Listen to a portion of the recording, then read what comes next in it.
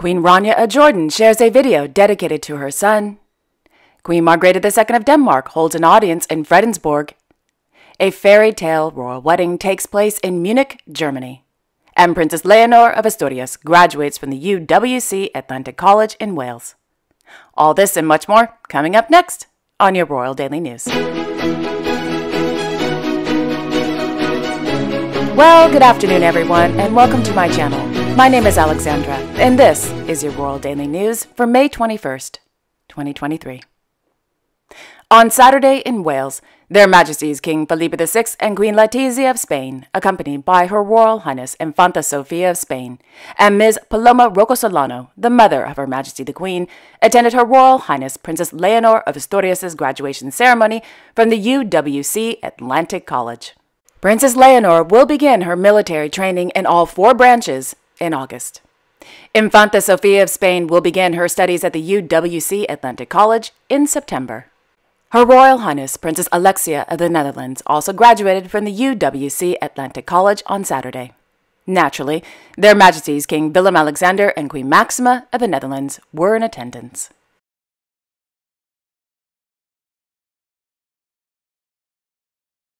Meanwhile, Their Royal Highnesses Grand Duke Henri and Grand Duchess Maria Theresa of Luxembourg attended the 76th Annual Cannes Film Festival in Cannes, France.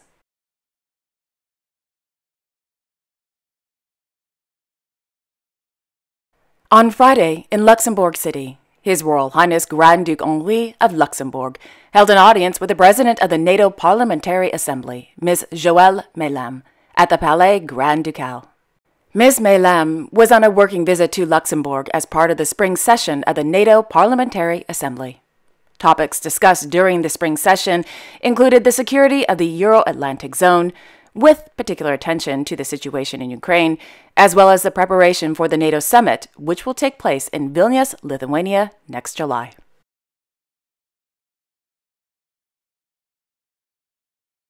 In Fredensborg, Her Majesty Queen Margrethe II of Denmark held an audience with the Speaker of the Ukrainian Parliament, Ruslan Stefansuk, and the Speaker of the Danish Parliament, Søren Gade, at Fredensborg Slot on Friday. Speaker Stefansuk began his 3-day visit on Friday to Denmark as part of his Scandinavian tour, which began in Norway on May 16th. The purpose of Speaker Stefansuk's visit is to, quote, strengthen the cooperation between Ukrainian and Danish parliaments, end quote, according to the Danish Royal Court.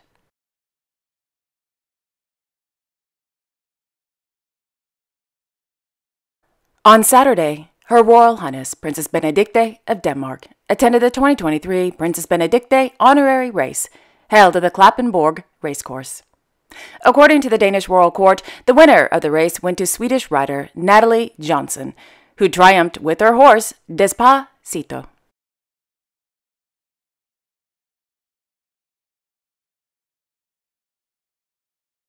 In Amman, Her Majesty Queen Rania of Jordan took to social media yesterday to share a video she created dedicated to her son, His Royal Highness Crown Prince Al Hussein bin Abdullah II of Jordan.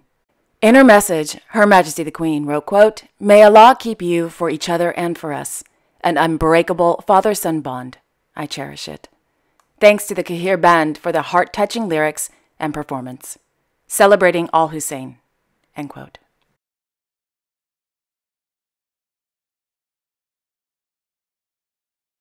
On Friday in Jeddah, Saudi Arabia, His Majesty King Abdullah II of Jordan and His Royal Highness Crown Prince Al Hussein bin Abdullah II of Jordan participated in the 32nd Ordinary Session of the Council of the League of Arab States at the summit level, hosted by the custodian of the 2 holy mosques, His Majesty King Salman bin Abdul Aziz Al Saud of Saudi Arabia. In his speech, His Majesty the King called for stepping up regular Arab meetings at the highest levels to achieve economic integration in the region and unify Arab political and security efforts. His Majesty the King also, quote, welcomed Syria's return to the Arab League as an important step, voicing hope that it would contribute to efforts to end the crisis, end quote. Moreover, His Majesty the King stressed the importance of bolstering the political track launched from the Amman meeting, which built on the Jordanian initiative, as well as Saudi and Arab efforts to end the Syrian crisis and address its humanitarian, security, and political implications. Other monarchs and heirs from the Middle East also participated in the summit, including His Majesty King Hamad bin Isa Al Khalifa Bahrain, His Highness Sheikh Tamim bin Hamad Al Thani, the Emir of Qatar, and His Highness Sheikh Mansour bin Zayed Al Nahyan of Abu Dhabi.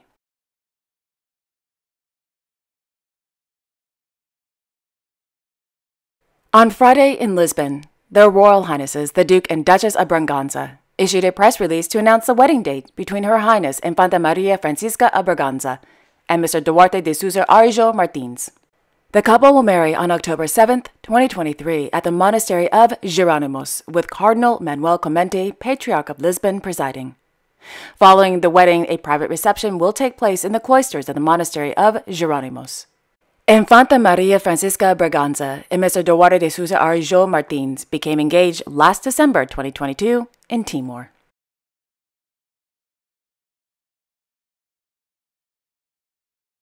On Saturday in Munich, Prince Ludwig of Bavaria married Miss Sophie Alexandra Evekink at the beautiful Baroque St. Cajetan Church, with Cardinal Reinhard Marx, Archbishop of Munich and Freising, presiding.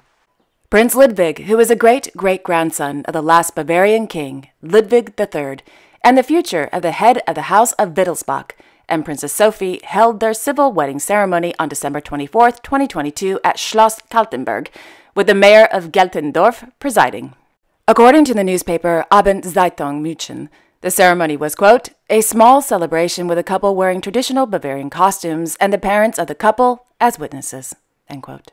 After the hour-and-a-half religious wedding ceremony, Prince Ludwig and Princess Sophie emerged from the St. Cajetan Church with cheers and applause from hundreds of well-wishers, with a brass band in traditional costumes playing the Bavarian anthem while white rose petals fell on the lovely prince couple. Soon the prince and princess, along with their guests, drove to Schloss Nymphenburg to attend a private reception hosted by the head of the House of Wittelsbach, Duke Franz of Bavaria. Guests dined on regional organic food and drinks from Bavaria. During the reception, the prince and princess cut the classic Prince Regent cake, created by Café Luitpold. In the early evening, the prince and princess, along with 200 guests, attended a glittering gala dinner and soiree held at Schloss Schleißheim. The organic and healthy vegetarian menu was created by Michelin star chef Jan Hartwig. In the tradition of large international weddings, the non-binding dress code for the bridal soiree is a tailcoat for gentlemen and a long evening dress for the ladies. The 200 select royal and princely guests were requested to wear historical jewelry, such as tiaras worn by married women. Orders, both state orders of merit and non-state insignia of private knightly orders, were also requested to be worn. Princess Sophie wore a Bavarian blue gown designed by Wona Concept, with a Bavarian sapphire tiara. Prince Ludwig wore the insignia of the Royal Bavarian House Knights Order of St. George and the House Knights Order of St. Hubertus. In lieu of gifts, Prince Ludwig and Princess Sophie asked for support for their humanitarian projects. The donations go in equal parts to the non-profit organization Learning Lions in Kenya, to which Prince Ludwig has been committed for almost 10 years. And to projects that Princess Sophie is in charge of together with the Nymphenburg Aid Association, which are intended to help victims from conflict and crisis areas.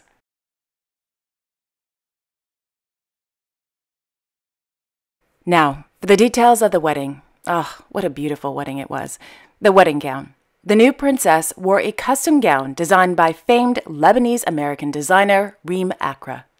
The designer incorporated elements of nature, such as lace with leaves, vines, and various flowers.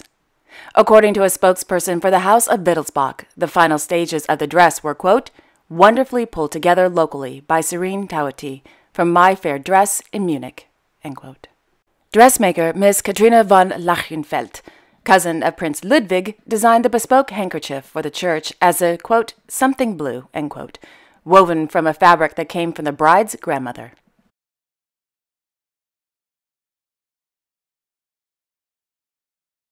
The veil. The delicate lace veil was created by the Ukrainian fashion house Wona Concept. Woven in the veil are various elements, such as the Dutch tulip, Canadian maple leaf, and the Bavarian lion. The tiara. The tiara in the form of leafy branches and flowers is known as the Bavarian sapphire tiara, worn by Prince Ludwig's grandmother, Princess Irmingard of Bavaria, on her wedding day in 1950.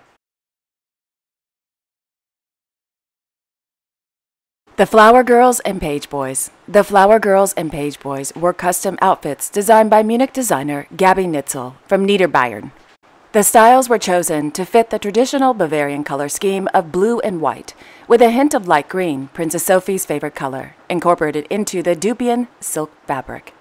The Page Boys' outfits were inspired by Prince Ludwig's great-uncle, Prince Heinrich of Bavaria.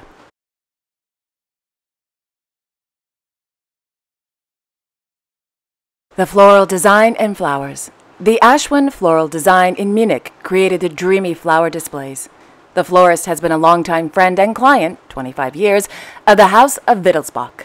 The flowers themselves are all about the Bavarian blue and white color scheme, with Dutch tulips and peonies along with lilies of the valley, all of which are Princess Sophie's favorite flowers.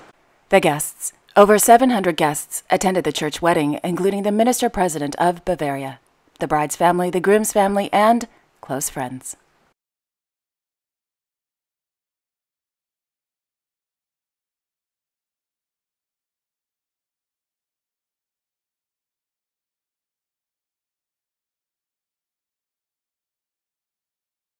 On Friday evening in London, His Royal Highness the Duke of Edinburgh, as patron of the Northern Ballet, attended a performance of The Great Gatsby held at the Sandler's Wells Theatre.